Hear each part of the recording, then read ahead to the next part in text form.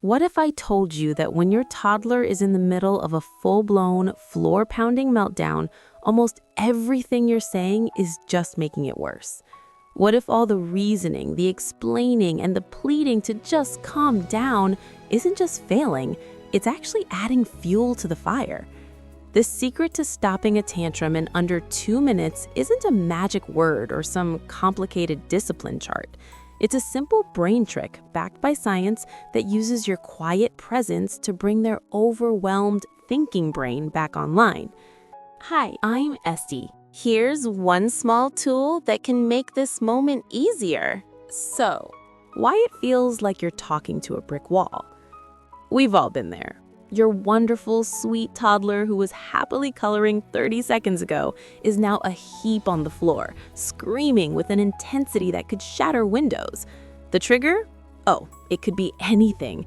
You gave them the blue cup instead of the red one, you said it was time to leave the park, the seam on their sock feels weird.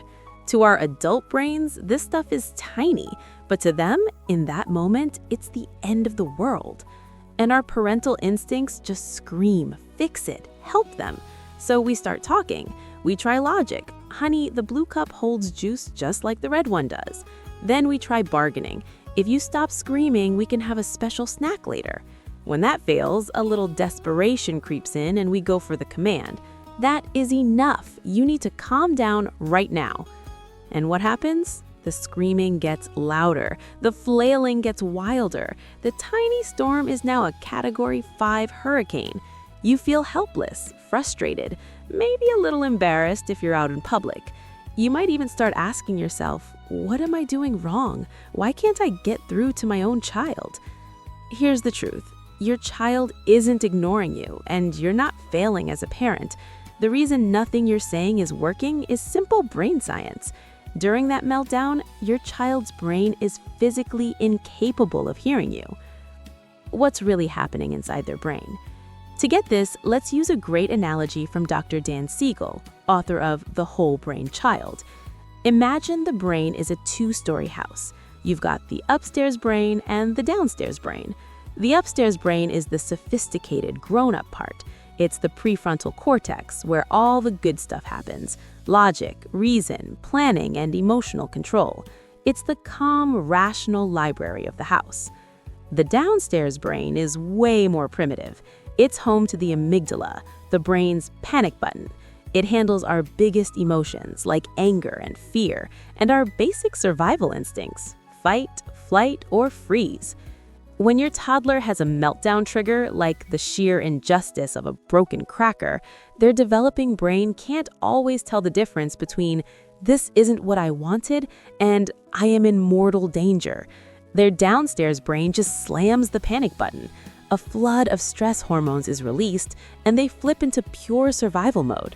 And here's the most important part.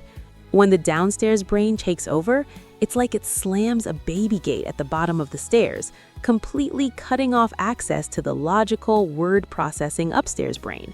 Their thinking brain goes totally offline. Their ability to listen to you, to process your words, to reason, gone. Think about it. The last time you were truly furious, could anyone have calmly debated with you? Probably not. The same thing is happening to your child, but it's way more intense because their upstairs brain isn't even fully built yet. That part of the brain keeps developing until our mid-20s. Worse, all your well-meaning attempts to talk can actually backfire. From their overwhelmed survival mode point of view, your big body leaning over them and your urgent voice can feel like more threats, telling their panicked brain to keep the alarm bells ringing. Now, what is the solution? Here we'll progress to the 2-minute quiet presence technique. So if talking is out, what's left? You become a human anchor. You use your own calm nervous system to soothe theirs. This is called co-regulation, and it's how kids learn to manage their own emotions later on. You're basically lending your calm to your child when they can't find their own. It's a simple 3-step process. Step 1, become the calm anchor. The second a tantrum starts, your most important job is to manage yourself.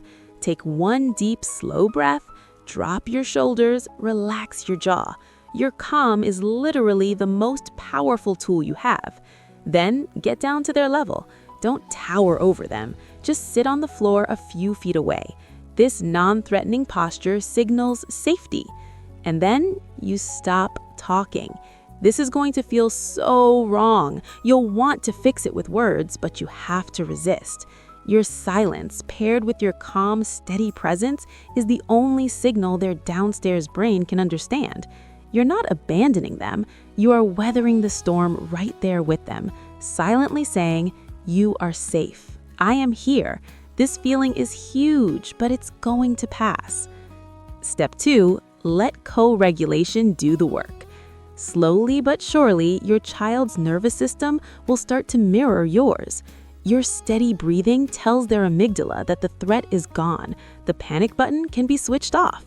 Now, this isn't instant. Research shows that the chemical flood of a big emotion takes about 90 seconds to 2 minutes to crest and start to fade. That's where the 2-minute time frame comes from. You're not trying to rush the feeling. You're just creating a safe harbor for the emotional wave to run its natural course. During this time, just wait. Breathe, be present. Don't check your phone, don't tidy up, just be there. Your quiet, unwavering presence is doing more than 1,000 words ever could. It's literally helping to build the neural pathways in their brain for emotional regulation. Step 3, make the connection. You'll see a shift. It might be subtle at first. The frantic, high-pitched screaming might soften into real crying. Their stiff, rigid body might start to relax. They might sneak a look at you to make sure you're still there. These are the signs that the baby gate is opening and their thinking upstairs brain is coming back online. Now you can start to use words, but not a lecture. Start with one simple, soft phrase that validates their feeling. You're connecting with the emotion first. Try a gentle, "That was so upsetting," or "You were feeling so angry."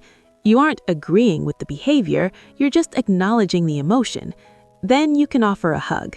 This is often when they will just collapse into your arms, the storm finally over.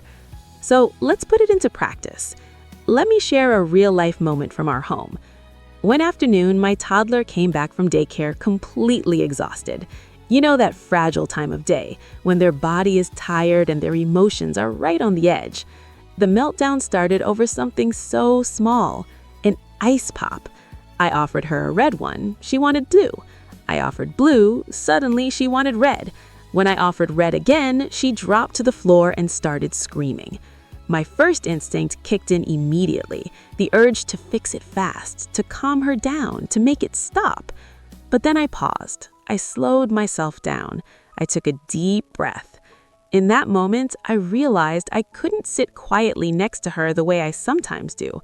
My other children were waiting in the next room for story time, and they needed me too. So instead of talking, instead of negotiating, instead of rushing in, I did something different. I gave her space. I moved away calmly and quietly, without anger and without drama. I left the door between the rooms open so she could still feel my presence and my support.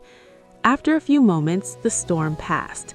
She got up, walked into the room, and joined us. Later on, I offered the ice pops again. This time, she chose the blue one, calmly. No screaming, no struggle. I hugged her, held her close, and that was the end of the story. Not because I gave in, but because I gave her what she actually needed in that moment: space, safety, and time for her nervous system to settle. Pause here for a second. Think about the last tantrum you dealt with. Which part of this quiet technique feels the most difficult for you? Let me know in the comments. It's really helpful to see where everyone is on this journey. All right, here's your challenge. The very next time you see a meltdown starting, try this. Resist the urge to talk, get low, and just be their calm, quiet anchor. Then come back here and comment, "I tried being a calm anchor, and here's what happened." I try to read and respond to as many as I can, and your story might be the breakthrough another parent needs to see. Remember, when their downstairs brain has hijacked the system, your words are just noise. Your calm presence is the key that opens the gate and brings their thinking brain back online. This isn't about giving in to a tantrum. It's about connecting with your child and giving them the foundation for long-term emotional resilience. You are not a bad parent because your child has tantrums. They are a totally normal part of development. You are a phenomenal parent for taking the time to learn how their amazing brain works and how you can help them through these huge, scary feelings. Congratulations for taking the meaningful step to improve your parenting journey. That shows how caring parents you are. And hey, if you've mastered the tantrum, but now are stuck in the endless, draining world of post-meltdown whining, make sure you hit that subscribe button. My very next video is all about exactly how to respond when the whining begins and how to guide your child towards more positive ways for asking for what they need without all the complaining. Thank you for watching, and see you in the next video.